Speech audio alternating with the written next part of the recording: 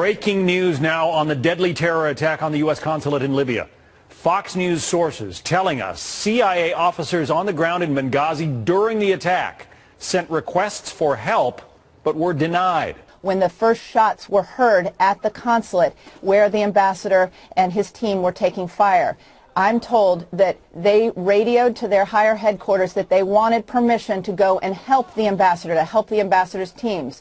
At that time, they were told by their higher-ups to, quote, stand down. They were again, for a second time, told to stand down. They ignored those orders. They made their way over to the consulate against orders. They helped rescue those who had survived at the consulate. They could not find the ambassador. Sources in Benghazi who were involved in the attack say that no gunships were sent, no help was sent, even though the fighting at the CIA annex went on for more than 4 hours. One of the team was on the roof with a laser pointer with eyes on the mortar attack team, the Libyan mortar, the people who were shelling. That laser could have helped guide in any Spectre gunship or any other form of military help if it had been sent.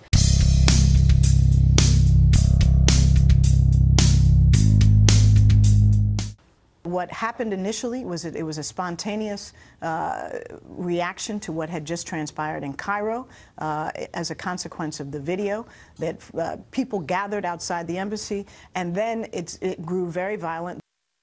All right, that moment was from Fox News Sunday, one of 5 Sunday news shows that she went on to say that the attack was not premeditated, but it stemmed instead from protests against that anti-Islam film. Well, 1 month later, Ambassador Rice pointed a finger at the intelligence community talking points for the faulty narrative. Then, by the end of November, that's 2.5 months later, Ambassador Rice met with Republican senators and acknowledged that there was no protest or demonstration in Benghazi. Were they denied requests for help during the attack? Well, we are finding out exactly what happened. I can tell you, as I've said over the last couple of months since this happened, that the minute I found out what was going on, I gave 3 very clear directives. Number 1, make sure that we are securing our personnel and doing whatever we need to. Number 2, we're going to investigate exactly what happened to make sure it doesn't happen again. Number 3, find out who did this so we can bring them to justice. And, you know, I guarantee you that everybody in the State Department, our military, CIA, you name it, had number 1 priority making sure that people were safe. These are our folks, and we're going to find out exactly what happened. But what we're also going to do is make sure that we are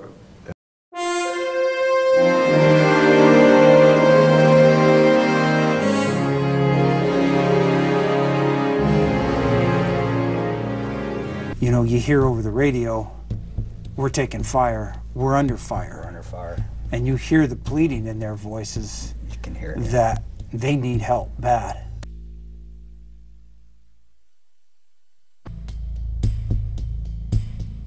So what'd you tell them? And me and my bluntness, I said, you know, if you guys get attacked, you guys are going to die. You know that, right? And I remember I said, if you ever need us, you just call us, we'll come get you. And stream onto the compound, bearing AK-47s, chanting in Arabic, shooting off their guns. Thumbs up, we're ready to go.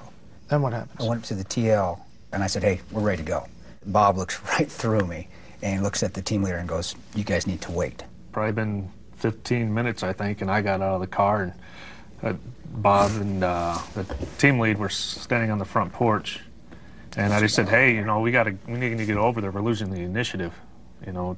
And Bob just looked straight at me and said, stand down. You need to wait. We're taking fire. We need you guys here. We need help. Yeah, we were talking about it in the cars. On our radars, what the hell's going on? Why are we waiting? The committee's wording was, quote, there was no stand-down order given to American personnel attempting to offer assistance that evening. So what do you say to that? No, it happened. It happened. On the ground. All I can talk about is what happened on the ground that night. To you? To us. To myself twice, and to Tig once. It happened that night. That happened. We were told to wait stand down. We were delayed 3 times. Looked at Ron. He gave me a thumbs up. I gave him a thumbs up, and we left. And you guys did that pretty much on your own. Yes, we did. We were never given the okay to go. We got the final straw for us to go, at least that's my opinion, and how I felt was where one of the DS agents said, hey, they're starting to light the buildings on fire. You guys need to get here. But is there a part of you guys that looked at that convoy and said, well, where was that? Yeah. Where was that before? Yes, I mean, I did. I'm like, where the hell were these guys? Where were they? Hours ago. Exactly. I can't speak for why a politician did this or why a politician did that. All I can speak for is what we went through that night and what happened. If I gave you that 30 minutes back and I gave you some air power, would Ambassador Stevens and Sean Smith be alive today? Yes. To me, if without the delay, they would still be alive. My gut is yes. You in on that? I'd strongly believe if we'd have left immediately, they'd still be alive today.